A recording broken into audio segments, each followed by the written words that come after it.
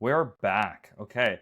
So this is a special guest that always gets backed by popular demand to the point where they should just have their own podcast, but we're working on that.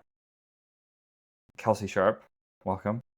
Hi, thanks. Hi. My producer had an idea of, hey, I want free personal training, and if we do a consultation that then gets recorded as if it's a coaching call, then you can also take me through some workouts and I can talk to Kelsey via how I would normally talk to clients.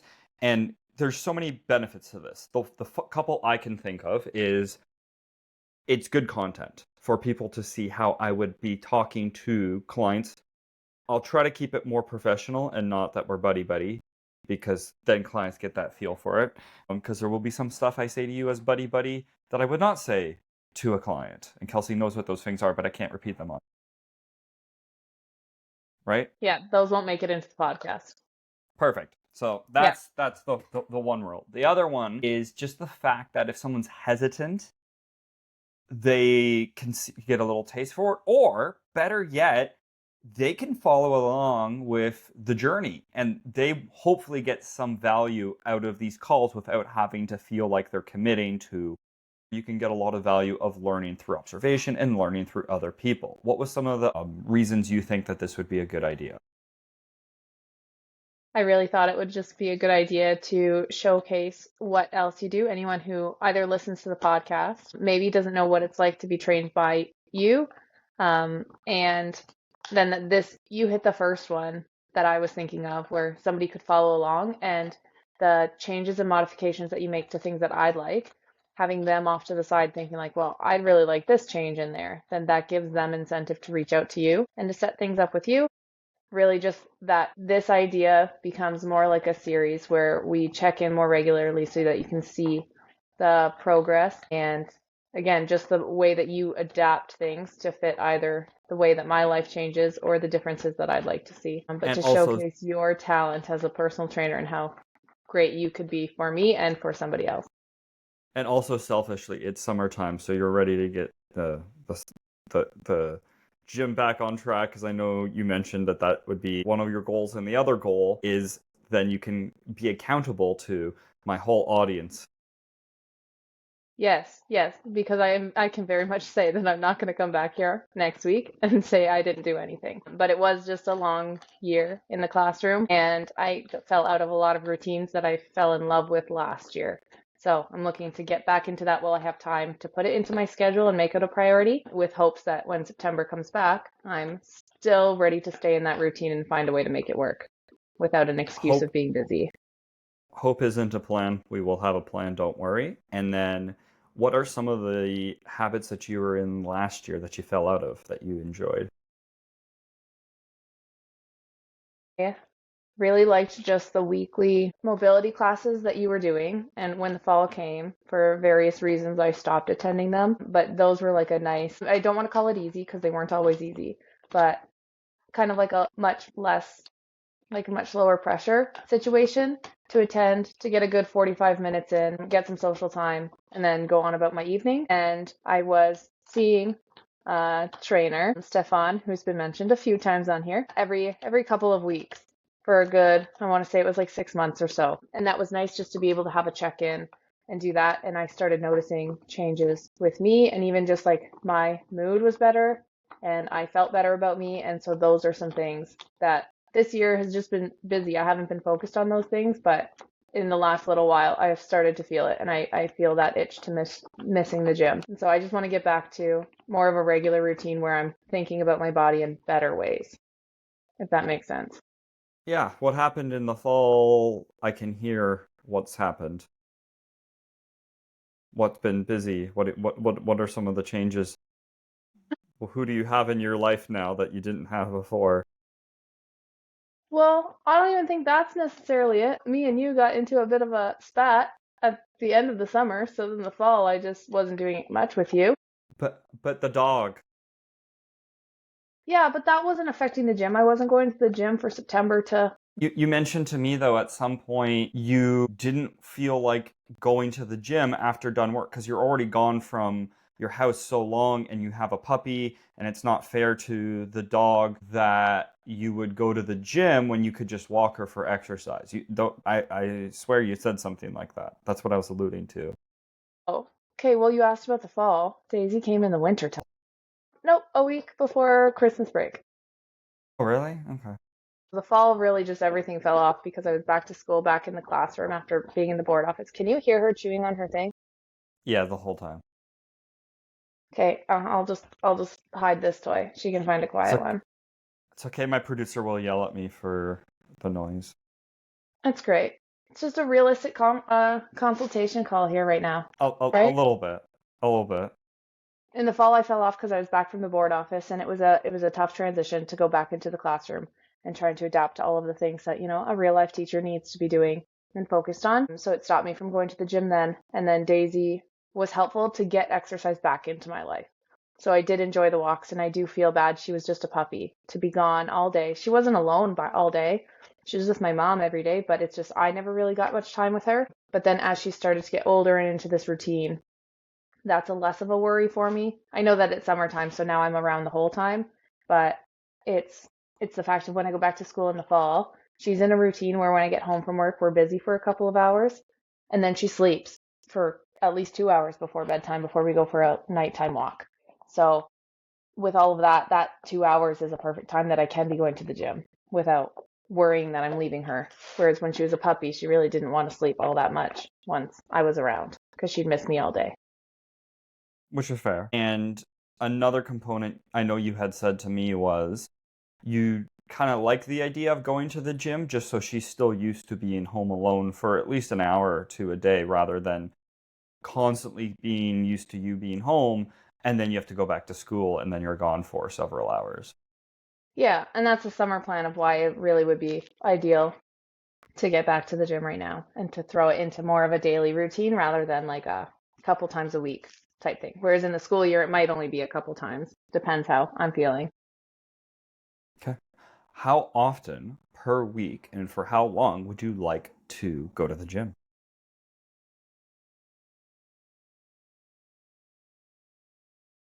I feel like I would like a good workout at least 3 days, maybe Okay. four. What's a good to find what a good workout is because we could have very different definitions.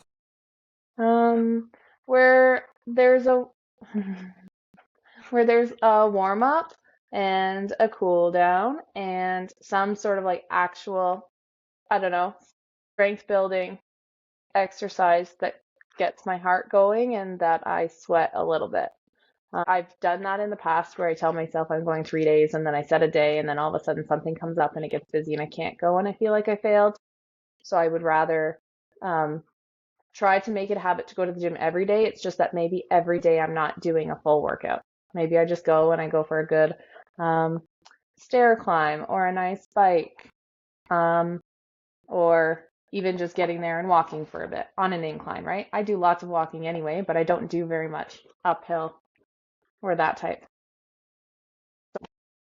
Sounds like your goal is more habitual and not aesthetics based. I Okay. miss the way that I was feeling when I was going to the gym regularly. Not necessarily a specific look. Correct. But you're you were saying but and then I cut you off kind of. There's like a micro lag with your camera. I think I was just going to say, but the benefits of having changes to my body is also just a benefit. Like, I'm not going in there with the intention to get anything done. It's kind of just things that come with the regularness. And that's what I've noticed, right? Is that since I fell off from the gym, there has been changes since then, but because I'm not nearly as active as I was before. And they're not changes that I'm necessarily greatly disappointed with, but I don't want it to get worse. And I used Okay. to hate the idea that if I started going to the gym, I'd have to go forever. But throughout the last year, I've realized the benefits of just making it a habit to go. And then it doesn't feel like it's something that I have to do and that I'm working on, that it's just a part of what I do. I can give you some stats. You need 1/9 of the volume and intensity to maintain a good chunk of fitness gains. It takes a lot more work to get gains. It takes significantly less to maintain. That said, look, Now, 1/9 is based off of like higher up bodybuilders, but I see changes in people who go once a week for 45 minutes. It's Mm-hmm. not crazy, and it's not like I'm getting them to be like, oh, look at this before and after over 3 months. That's not what the changes are going to be, but they will notice it just like you after 2 or 3 weeks of them not going to the gym. They're like, oh, yeah, my low back's kind of sore, right? But just Mm-hmm. that one time per week, energy's up, back feels better, mood's better, etc. So that's the good news. And it's an exponential curve of, and you're a math teacher for those who don't know, where the more you put in, you get less return on that said investment. And so going every day for, let's say, half an hour would yield better returns than going every other day for an hour, even though it's the same total time, if that also makes logical sense. Mm-hmm. As a total sum, you'll get more results the more you put in, but as an hour per results base, usually about 2 hours to 3 hours per week for most people is a good sweet spot where they get, let's say, 80-90% of the health benefits with 50% of the time of somebody who's trying to get 100% of the health benefits, which is would you take that trade? Most people would take that trade. Yeah, I think so. Perfect. Are there any particular muscle groups, movements, or things you really crave, miss, and want to get back into? A lot of times when trainers talk to potential clients, it's like, oh, is there any body part you would love to bring up? Obviously, they're looking at an insecurity of a female being like, oh, I'd love a big ass, or a guy of, oh, I'd love big arms. You don't strike me like that. You strike me more as either a movement, like a Turkish getup, or something like I feel like tight in my upper back or in my hips, and I'd love to work on that. So, is there any particular things you'd like to work on?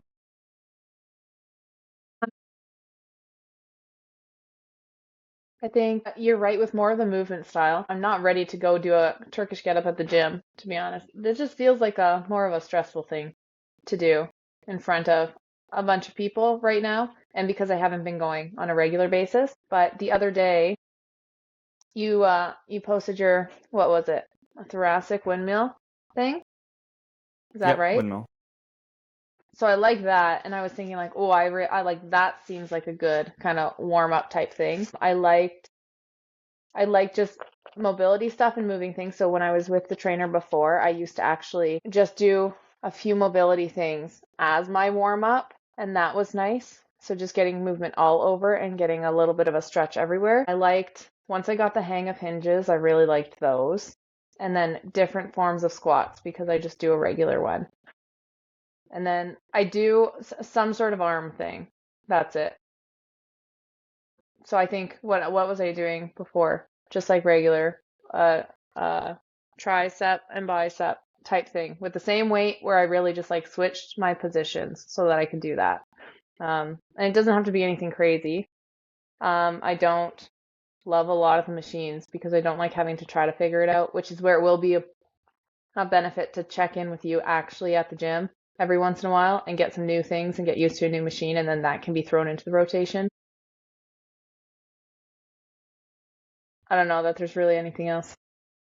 No, Some that's core fair. things, but I don't love core things. But I know that they're probably good.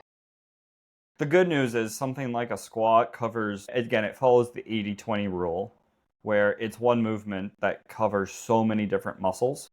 Same thing with a Turkish getup, same thing with a windmill, same thing with a hinge pattern. So, especially doing, I'd say, 10 minutes of mobility, probably three main lifts, and either a little bit of like something quick and easy, like you said, bicep, tricep, or core, or a micro fraction of cardio would be like a great routine. And hopefully we can get all of that in like 30 to 40 minutes. Mm-hmm. That sounds great. Yeah. Of course, I'm never going to say no to you going every single day. But yes, I agree, not putting that pressure that you have to lift a weight every single day. And they have classes there, they have a pool, they have a sauna, they have a steam room, they have all that fun stuff. So even if you go to sauna and you leave or whatever you got to do, then I totally get that. Do you have any questions for me? Comments, concerns? I think really what I would like out of this is to put together some sort of routine that when I go and I'm feeling like doing the workout, that I have something that I can follow. Because I'm also, because not because I'm a math teacher, but I just like to track things and looking at data. That one thing I found when I was working with Stefan was that if I actually like made a spreadsheet and had to hold myself accountable, like record what I was doing, it almost made me do more because I had to actually write down like if I didn't do anything that day, I would write down like all I did was walk. And that's fine in the moment, but then looking back, I didn't like seeing several days in a row where it was I just went to the gym and went for a walk. Okay, so this is Shelby. These are all of the programs we have done. She's been with me for like 3 years. Um, and so on here, I just name them functional 2.0. I just name them what they are. So if I go to squeeze, the whole purpose of this one was to focus on getting her to really connect in squeeze positions. And so if you see here, it's a week 1, day 2, day 3, day 4. She wants 4 days per week. She has her warm up here in yellow. She then has her exercises, sets, reps, rest, weight, tempo, and then a little column of what she did. I take the information of what she did. When we go to week 2, I then know how to adjust day 1. And then same thing on day 2, same thing on day 3, same thing on day 4. Put little YouTube things if she's unsure of how it's supposed to be done, like make little tiny modifications. Let me go to something that's like super easy. 3 easy to go to workouts. And so like I wrote this for her years ago. And we didn't even track. It was just like, hey, go to 65 to 75% intensity. It was a deload week. But instead of having all of these exercises, I would cut it in half and keep you down to like 4, right? Or 3. And then we can track week after week after week. So yes, we can make a template for you where then you can put it on the Excel sheet. And a misconception is people thinking that things have to get broken into a week. A week has 7 days. Why? It is what it is. It's how the calendar's made. That doesn't mean that a workout needs to follow 7 structure. So if I told you, hey, Kelsey, I'm going to give you a day 1 and a day 2. When you're done day 2, you go to day 1. When you're done day 1, you go to day 2. Whether that looks Monday, Wednesday, Friday, 1, 2, 1, following week 2, 1, 2. Doesn't matter. Every time you're done day 2, the numbers can get updated. So you can think of it as a cycle. If all of a sudden you do 2 in a week, 1, 2, done. If you do 3 in a week, 1, 2, 1. If you do 4 in a week, 1, 2, 1, 2. And so when it's a day 1 and a day 2, it simplifies things for you rather than having a 7-day cycle where every day it's something different for 7 days. That's going to be way too much for you. Even a day 3 cycle would be okay, but I would progress you to that maybe come August. But in July, it would make more sense to do 1, 2, 1, 2, 1, 2. Some people like to do upper, lower, upper, lower. I like to do movement patterns. So it might be squat, row, press, and then it might be hinge, vertical row, vertical press. And then you get full body still. If all you did was 1 even in the week, you're actually still hitting full body. So you're going to be at least at a good maintenance. If you hit 2, you're progressing. If you hit 3, you're at a good progression. And that's kind of the linear approach. Most people follow really good with something like that. And every time you go in, this is the math, it's sets times reps times weight equals volume. And you can look at volume over the week. So if you do 10 reps for 10 pounds for 3 sets, that's 300 pounds of volume. The next week, if all you changed was 1 variable and you did 11 reps instead of 10 reps, I want to say 11 times 3 is 33 times 10, so 330 pounds of volume. That's an extra 10% of volume, which is actually quite high in strength training. Usually 5% is more than enough to get people to get newer results, and so on and so forth. If you're a newbie, you're going to get a big chunk. For someone like me, it might be looking at even like 2% more volume. And you can look at it over the course of a week, over the course of a month. And when you're tracking that volume, which you would really like as, again, a math teacher, it's just a simple formula. And it's relative volume. What's better, 100 reps at 1 pound or 100 pounds at 1 rep? you're going to get a very different stimuli, so you can't compare those two, but you can compare very similar numbers. What's more volume? 4 sets of 6 reps or 5 sets of 5 reps? Mm-hmm. I don't know. What's 4 times 6? I'm teaching you math. 24. 5 Yeah. times 5, 25, right? And so those can be comparable because they're very similar in the realm of where the numbers are. It's kind of like a square, but it's not quite a square, right? 3 times 8 is close. It's also 24, but 8 is a little bit too further away from 6 reps, where you'd have to go lighter in weight. You're already making a little face, so I can tell you're lost on the confusion. It makes sense to regular gym goers, but you'll get there. You will get there. Yeah. So yeah, that's what that would look like from a spreadsheet, and you just have to go in and do the work. And there's a lot of science there. The art of the coaching is just keeping you on track, and that's going to be infinitely more important. So you don't need to worry too much about the science. You just have to be told what to do, and then you just have to execute. Does that make sense? Okay, so my normal rate is $1,000 an hour. But for the low rate of free, because you're my producer, obviously we're doing this for free. If you're interested in joining, I will give you a good rate. My actual rate is normally $100 per hour for coaching in person. Very different. Online, I do discount by 20%. If people do packages, it's an even more discount. Most people end up between $60 to $70 per hour for online because of pay in advance. And then for actual programming, it's $150 per month. And then whatever that comes with is constantly updating numbers, writing out the workouts, making adjustments, weekly check-in calls. And yes, you get this for free because of 2 reasons. The walking challenge, you're my producer, and I am always happy to help friends if they ask. It's just that people, can you write me a workout program? And then they just never follow up with anything else, so then I just don't. So as long as you're actually willing to put in the work, I don't mind. Why am I bringing up those numbers? Not for you, it's for the audience, so they have a rough idea of what that's pretty standard from a coaching standpoint, but also to guilt you a little bit that if you don't do the work, you're wasting $150 a month that other people would really appreciate because that's expensive for them. Make sense? Right. Yeah. And what I like is that it's kind of a mix of everything, right? I What do will you get mean? some in-person things. We'll have check-ins. Yes. You'll write a Yeah. program, but it's not like one of those packages. It's good. And really, even you saying the numbers, it's comparable or better than what I paid at the gym.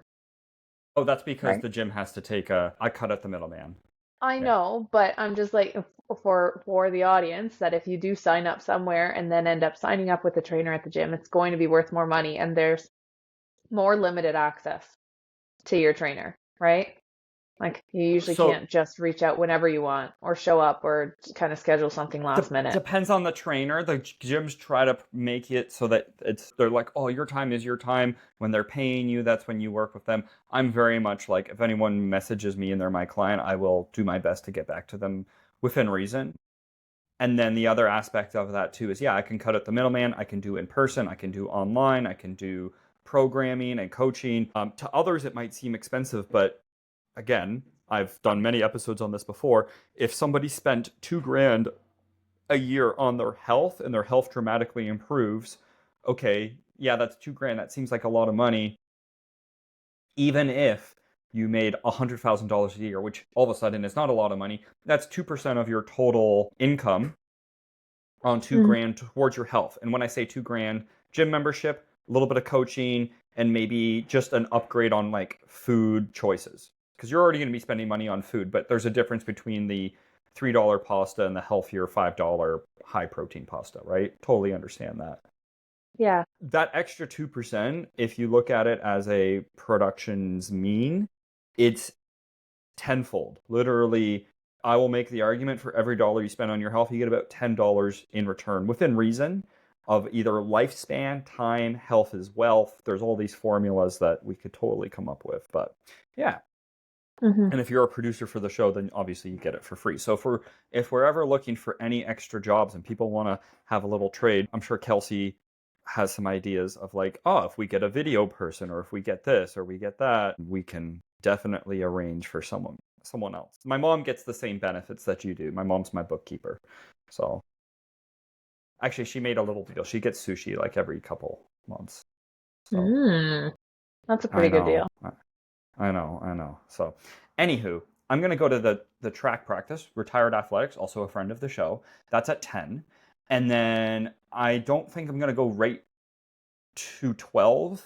I think what I'll do, like, because 2 hours is so long for me, I'm closer to like 45 minutes to an hour of need of running. And then I'm going to go to the gym and do a little workout for strength training. I can meet you at the gym at 12 if you need that time, or I can text you when I'm done at Retired. And then the other aspect of that too is afterwards, if you want to do any little bit of paperwork at, let's say, like Baden Coffee or another coffee shop, lunch, coffee, Yeah. paperwork after the gym. So that way you know how to walk the dog as well and make sure she's taken care of. So, Yeah.